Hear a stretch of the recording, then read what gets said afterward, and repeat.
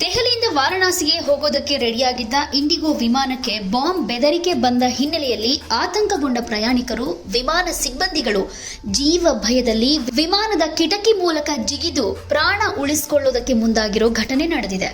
ಮಂಗಳವಾರ ಬೆಳಿಗ್ಗೆ ಇಂಡಿಗೋ ವಿಮಾನ ಪ್ರಯಾಣಿಕರನ್ನ ಹೊತ್ತು ದೆಹಲಿಯಿಂದ ಬನಾರಸ್ಗೆ ಟೇಕ್ ಆಫ್ ಆಗಬೇಕಾಗಿತ್ತು. ಇನ್ನೇನು ಟೇಕ್ ಆಫ್ ಆಗಬೇಕು ಅನ್ನುವಷ್ಟರಲ್ಲಿ ವಿಮಾನದಲ್ಲಿ ಬಾಂಬ್ ಇದೆ ಅನ್ನೋ ಸುದ್ದಿ ಹರಡಿದೆ. ಇದರಿಂದ ಗಾಬರಿಯಾದ ಪ್ರಯಾಣಿಕರು ಹಾಗೆ ವಿಮಾನದ ಸಿಬ್ಬಂದಿಗಳು ವಿಮಾನದಿಂದ ಹೊರಬರೋದಕ್ಕೆ ಟ್ರೈ ಮಾಡಿದ್ದಾರೆ.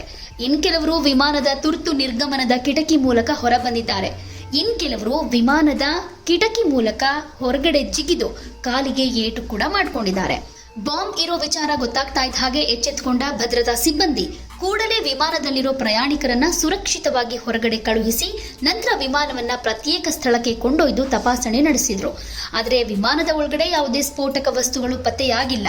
ಇದಾದ ಮೇಲೆ ವಿಮಾನ ನಿಲ್ದಾಣದಲ್ಲಿದ್ದ ಇತರ ವಿಮಾನಗಳ ಹಾರಾಟವನ್ನ ಸ್ಥಗಿತಗೊಳಿಸಿ ಪರಿಶೀಲನೆಯನ್ನ ಮಾಡಲಾಯಿತು. ಇಲ್ಲಿ ತನಕ ಯಾವುದೇ ಸ್ಫೋಟಕ ವಸ್ತುಗಳು ಪತ್ತೆಯಾಗದ ಹಿನ್ನೆಲೆಯಲ್ಲಿ ಅಗ್ನಿಶಾಮಕ ತಂಡ, ಬಾಂಬ್ ನಿಷ್ಕ್ರಿಯ ತಂಡ, ಭದ್ರತಾ ಸಿಬ್ಬಂದಿ ತಪಾಸಣೆಯನ್ನ ಮುಂದುವರೆಸಿದ್ದು, ಇಲ್ಲಿ ತನಕ ಆ ಥರದ ಯಾವುದೇ ಸ್ಫೋಟಕ ವಸ್ತುಗಳು ಪತ್ತೆ ಆಗಿಲ್ಲ ಅನ್ನೋ ಮಾಹಿತಿ ಸದ್ಯಕ್ಕೆ ಲಭ್ಯವಾಗಿದೆ.